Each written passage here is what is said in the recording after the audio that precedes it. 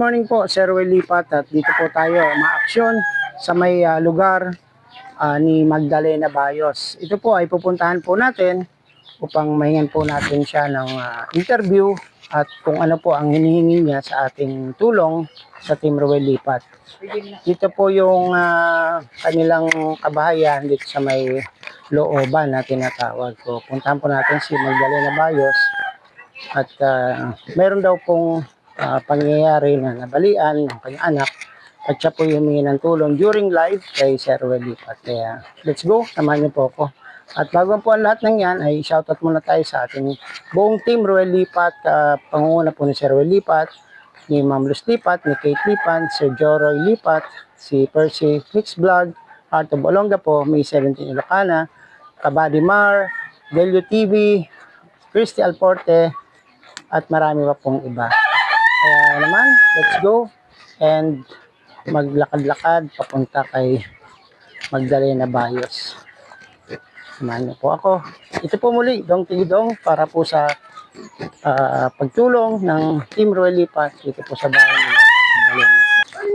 Ate, good morning. Diyan po si Magdalena Bayos. Ito po ang bahay nila Magdalena Bayos. Ito po sa looban. At kita niyo po, meron sila sa labas na trapal. At yung kanila pong bahay may mga tapal na yero. Yung dingding. Yung pong kanilang bubong ay may mga dagan na sako ng semento. Pero ang laman po niya ay buhangin na. Upang sila po ay hindi pa rin ang bagyo. So, ito po siguro na apektado rin ng ng baha at bagyo. So magandang umaga po sa inyo. Hanapin natin si Magdalena. Hello Magdalena Bayos. Ito po si Magdalena Bayos, yung pong humingi sa live ng tulong kay Sir Ruel Lipat. Pwede po tayong mag-interview sa inyo. Pwede. Pakiipit lang po itong microphone dyan sa bago. Okay, sige ulit. Magpakilala ka po sa ating mga Magdalena Bayos Batan. Okay. Humihingi po ng tulong kay Sir Ruel Lipat para sa aking anak na si Migs Lencio Ray Baydal. Si Migs Baydal, anak mo po. Oo. Kasi po, ano pong nangyari kay Na-disgrasya po yung kamay niya. Nabalian ng dalawang buto. Saan? Saan siya na? Sa kaliwa.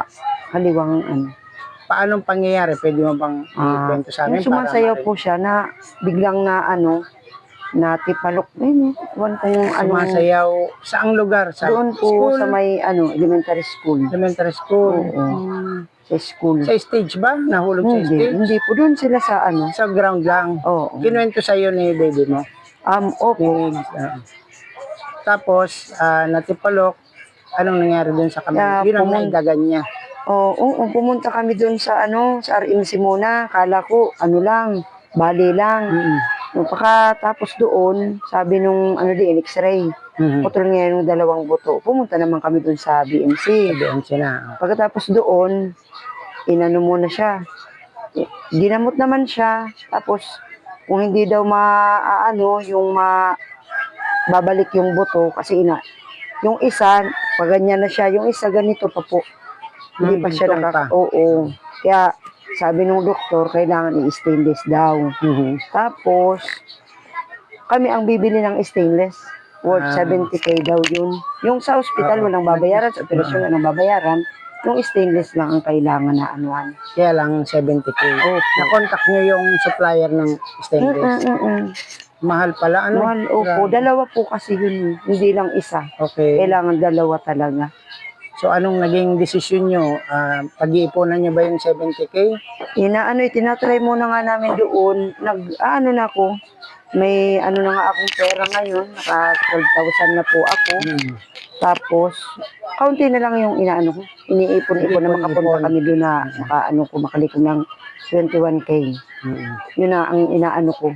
Okay. Sabi nung iba, marami na daw nagpagamot doon. Mas may bali pa nga pa. Yung maski na dito nga po. Daw doon. Kaya lang mas mahal na ngayon.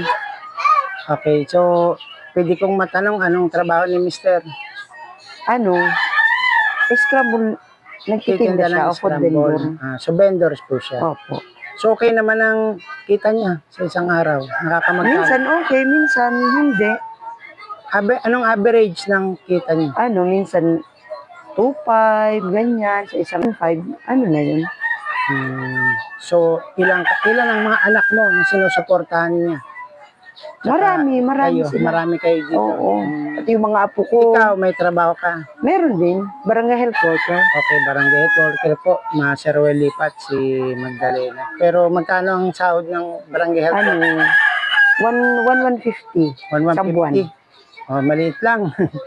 Para sa bigas lang, Oo, kulang pa nga Nagkakasya yun. nyo. Kulang Oo, pa. kulang pa. Nakakailang kilo ba kayong bigas sa isang araw? Kaya, sa saing. Mga 2.5 kilo. Kalahati. Madami rin pala. Oo, kasi andito yung mga anak ko, yung mga Matanong ko lang po, ilang taon na po kayo, Ma'am Magdalena? 51 years old po. 51. Si Opo. Mister?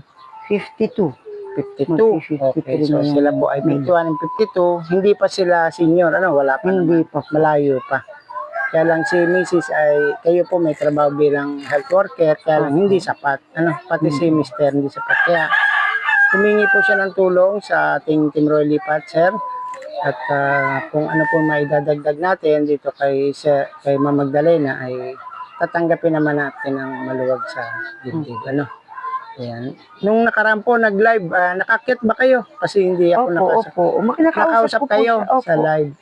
Sabi mo po, humingi ako ng jacket. Pag hingi ko ng jacket, maya-maya nakakit na din po ako. Opo. Kaya nakausap ko po siya. Siguro ng time na yun ay nagdadrive ako. Siguro po. Kaya hindi ko kayo nakita. So nagkausap pala kayo ni Sir Ruel. Opo, sabi nun, nakalinistan niya po ako doon. Mag-uusap daw kayo, sabi ni Sir Ruel. Kung ilan po ngayon yung maibibigay namin. Sabi ko, okay lang po, sir. Kahit, tatanggapin.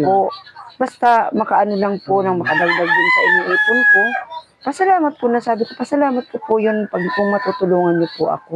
Kasi nga po, ang sistema po ng pagtulong, nagpalista ka ngayong Abril, Mayo ang dadating ang tulong. So, mabibigyan ka po ng tulong sa Mayo. Nakalista ka na po. Tawagin mo nga anak si Tito Migsnak. Para makita natin si Mig. Si Tito Migsnak, tawagin mo, bebe. Makausap natin. Tawagin mo si Tito, dali. Tito Migi, tawagin mo, dali Andun siguro sa loob, dali. Namamaga pa ba? Namamaga. Okay naman nga po yung kamay niya. Kaya lang yung isang buto ang hindi pa na Hindi pa dumudugtog. Oo. Yun pang sabi doon, nung April 6, bumalik kami doon. Okay. In-x-ray naman ulit. Yun nga ang sabi sa akin. Yung isang buto ngayon, hindi pa na ibabalik. Ito po siya. Ilang taon na si Migs? Malaki na pala si Migs.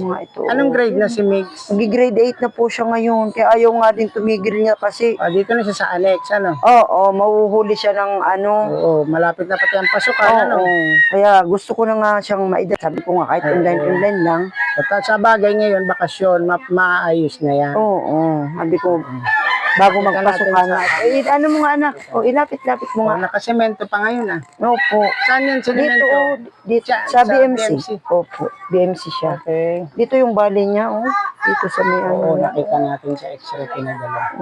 Diba sabi nga doon sa may pulang gidadali niya, di bubuksan nila yan. Opo, aalisin na daw po yan. I-apply yung Oo, yung gamot. Mabuti nga kasi marami nagpapadala doon. Marami daw na marami na kung ilang taon pa lang, 13 years old. Opo. Dudugtong pa yan, buto niya. Sabi nga nila, kaya lang baka dislocate din. Kahit madugtong daw, baka may pa rin. Kaya kailangan talaga gamutan. So may arm sling pa siya ngayon. May ginagamit siyang arm sling? Wala Opo, naman. yung lang, yung blue lang. Oo, yung telang. Meron, ayun meron na siya. Opo. Okay. Minsan nga, nakaganyan na yan. Nag-ano na din yung kamay niya. Nagagalaw niya. Opo, nagagalaw-galaw niya. Kasi, mahigit isang buwan na yun March 19 yun nangyari. Nag-isang buwan nung April 19. Magdadalawang. Ayoko, sabi nga, di na ngayon kita magbalik sa TBMC, abuko man ngayon magpa-stainless. Ayaw niya nga, di iyak siya surgery yun buo open yan bubuksan. Tapos aalisin ulit. Pag malamig, sobrang kirot yan, kikirot sa laman. Nung kung may ano nga, dudugtong naman siya ng natural na paraan, mas better, di ba? opo, wag nang anuhin. Kasi bata pa naman daw siya. Sabi ko, i-ano natin doon para madaling maano. Ilapit. Opo, madaling Kailan kayo madugtong yun. pupunta doon? Sa Baka sa sunod na next week? week, opo. O saan ang lakad mo ngayon pala? Ay, magtitinda po kami ngayon. Kaya kay Oo. vendor nga pala sila. O, magtitinda, Baka sa sasama po susunod, ako. pag magaling na si Si Migs. Migs, baka pwedeng pag patuloy lang pagsuporta kay Sir Ruel, Opo, mabigyan opo, kanya ng dagdag na puhunan. Okay. Opo, para Yun naman ang hihingi maano. mong hihingi mo. Ito nga sana, binibenta namin. Ayaw naman ito, binibenta namin Binibenta mo sana. sana itong Opo, motor. para makadagdag sana din sa Magkano? namin. Magkano? Sabi ko nga, kahit 10,000 lang, basta mabili yan. Meron lang tayo. Inaano ko yan. Iwan mo sa Facebook para ma-post. Pwedeng i-post yan. Lumapit-lapit na nga din ako sa mga kapinsanan ko. Oo, okay May naman. nagbigay naman sa Si akin. Ate Loreng, nagbigay din. Wala dyan. Nandoon sa Maynila. I-chat mo. Mabait. Hindi pa yun. Hello, Sir Ruel Lipat. Dito po kami ni Magdalena Bayos sa bahay po nila dito sa looban ng Salvacion, Bao Camarnesor. At bibigyan ko po siya ng 1 minuto upang humingi ng tulong sa ating mga manonood, hindi lang po kay Sir Ruel Lipat. Kung may makapanood po nito, ay baka meron pa pong magbigay o mga mabait na puso, may kakayanan, tumulong. Kahit po maliit lang ay makakadagdag na rin po kasi nag-ipon po sila, nagre-raise po sila ng pondo para mapagamot po si Mig sa Pulanggi Albay. Kaya bigyan kita ng oras para mag-hingi ng tulong. Sige po. Hindi po. Humihingi po ako ng tulong sa inyo na kahit po kaunting tulong na maibigay niyo po sa akin, malaking pasasalamat ko na po yun sa inyo na maidagdag po sa aming 21,000. Kahit kaunti lang po, makadadagdag na po yun sa amin. Salamat po sa inyo and God bless. More blessing po sa tutulong po sa amin. Maraming salamat din po. Okay, thank you din po. Salamat.